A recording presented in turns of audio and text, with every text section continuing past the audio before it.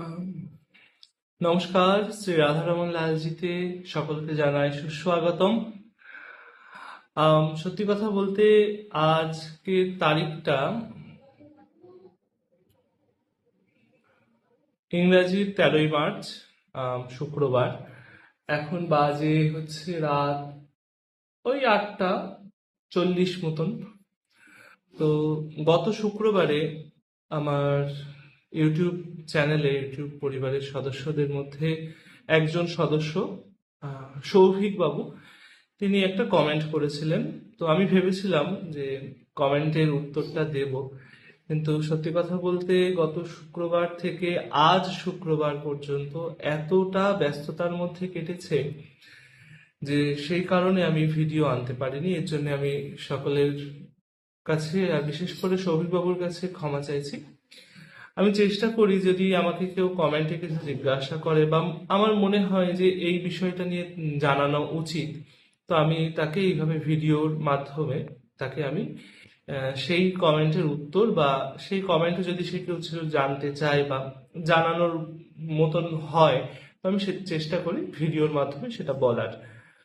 তো এই যে নিচে কমেন্টে দেখতে পাচ্ছ যে সৌভিক বাবু নামে একজন, তিনি কমেন্ট করেছেন যে নিতাই গৌড়ের আমার বিগ্রহ, যে আমার ভগবান নিতাই গৌড়, যে নিত্যানন্দের দক্ষিণে, মানে মহাপ্রভুর দক্ষিণে নিত্যানন্দ থাকেন।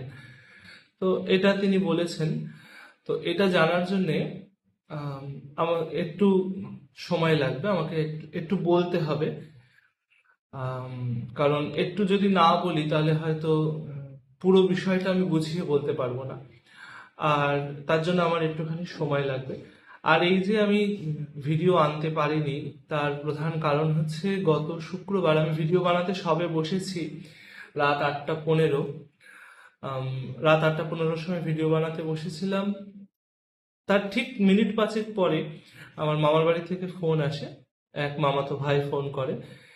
তো ফোন করে বলে যে আমার যে দাদু, মানে মায়ের বাবা, সেই দাদু গত হয়েছেন। তো গত শুক্রবারে সেটা জানার পরপরই দাদুর, মানে মামার বাড়ি যাওয়া, দাদুর বাড়ি যাওয়া। তার কিছুক্ষণ আগে, 2 ঘন্টা আগেই দাদুকে দেখে বাড়ি এসেছিলাম। একদম কাছে তো, চাঁদপাড়ায় তো দাদুর বাড়ি। তো সেই হিসাবে যাওয়াটা কোনো ঘটনা নয়, বনগাঁ থেকে চাঁদপাড়া একদম নিকটে। তো সেই যে দাদুর কাছে যাওয়া, দাদুকে আবার বনগাঁয় আনা, দাদুর সৎকার করা, আহ, তারপরে আরো কাজকর্ম গোছানো, মা চতুর্থীর কাজ করেছে সেইগুলো গোছানো, আর ঘরে বগুড় পূজার প্যান্ডেল, যেহেতু প্যান্ডেল আমরা নিজেরাই করি, প্যান্ডেল করা, পূজার যে বাজার করা সেইগুলো, হোমকুণ্ড প্রস্তুত, আমাদের অত বড় হোমকুণ্ড হয় সেটা প্রস্তুত করা। এছাড়াও যে হিউজ বাসন, আমাদের বগুড় পুজোর প্রচুর বাসন, সেই বাসনপত্র মেজে এইমাত্র এসে আজকে বসলাম। আজ শুক্রবার, আগামী মঙ্গলবারে বগুড় পুজো শুরু। আগামীকাল শনিবার, শনিবারে ভগবানদের পুজোর যে পোশাক, পুজোর শৃঙ্গার, সেগুলো করব। কারণ আর সময় পেয়ে উঠবো না। রোববারে গঙ্গা স্নানে যাব। রোববারে গঙ্গা স্নান করে এসে সোমবারে আবার মামার বাড়ি যেতে হবে।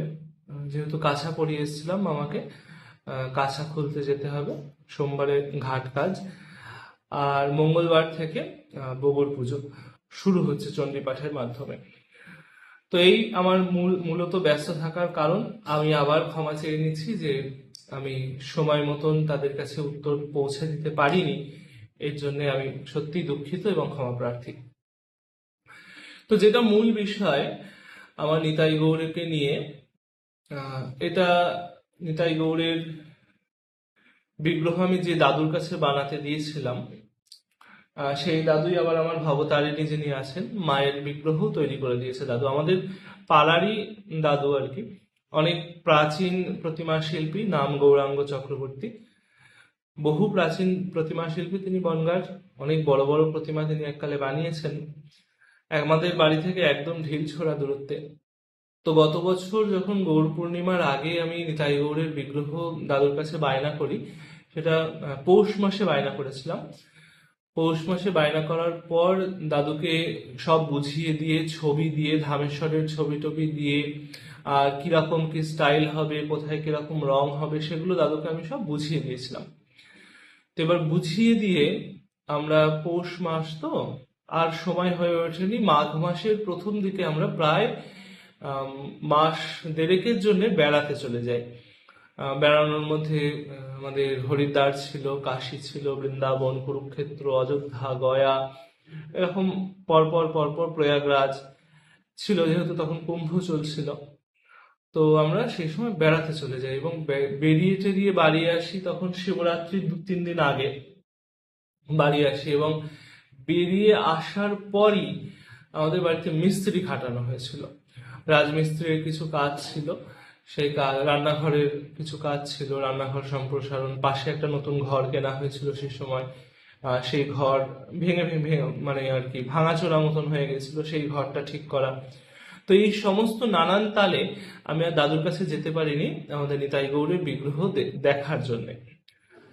এবার যখন আনতে গেলাম নিতাই গৌড়কে, দোল পূর্ণিমার আগের দিন আনতে গেলাম, যখন আগের দিন কি 2-1 দিন আগে, তা তখন গিয়ে দেখি আমাদের যে ধামেশ্বরের আদলে যে আমার গৌরহরি, তো ধামেশ্বরের চরণতলে দাদু নীল পদ্ম করে দিয়েছেন, আর নিতাই চাঁদের চরণতলে গোলাপি পদ্ম করে দিয়েছেন।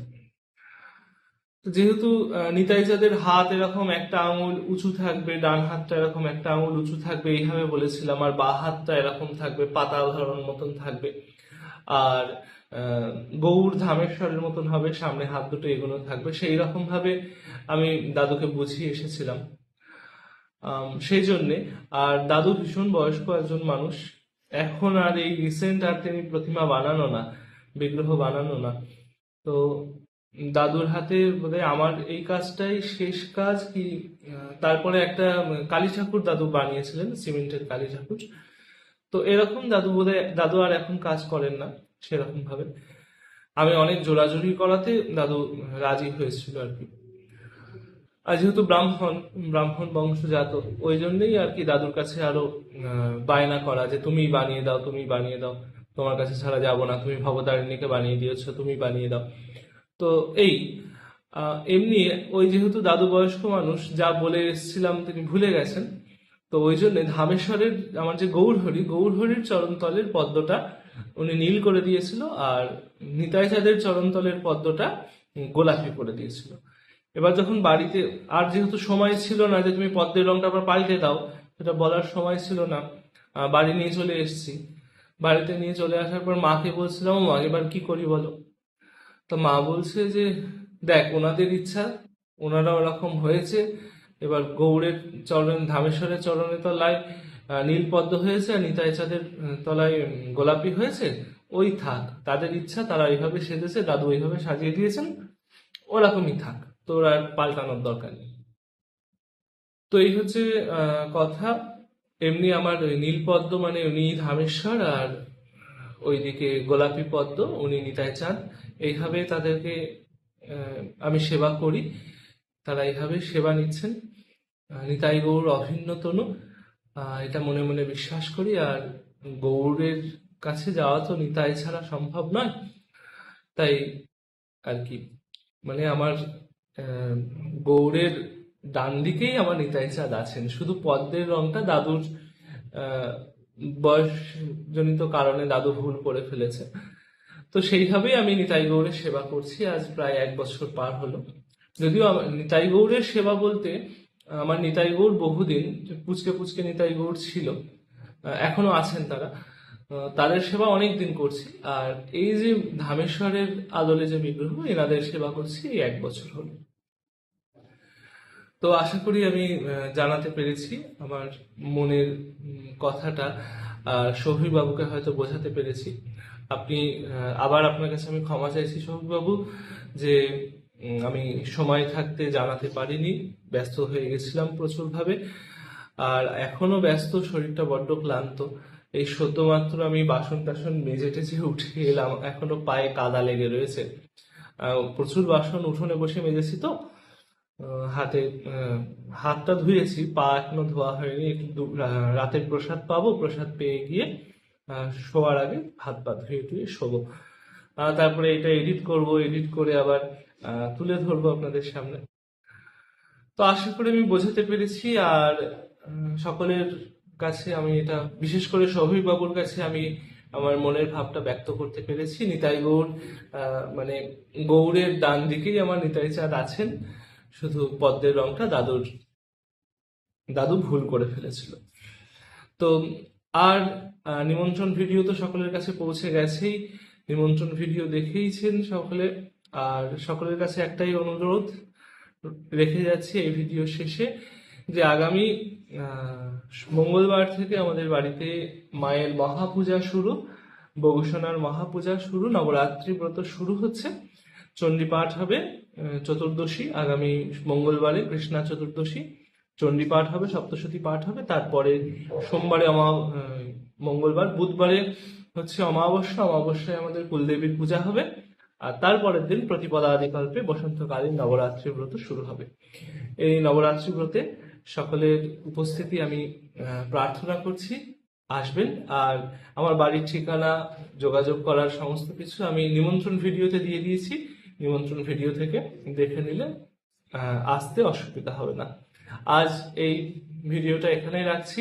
সকলে ভালো থাকবেন, সুস্থ থাকবেন, শ্রী রাধারমন লালজির সাথে থাকবেন। এবং বগুসোনার পুজো লাইভ দেখাবো, চেষ্টা করব লাইভ দেখানোর সম্পূর্ণ পুজোটা। তো লাইভে বগুসোনার পুজো দর্শন করতে পারবেন।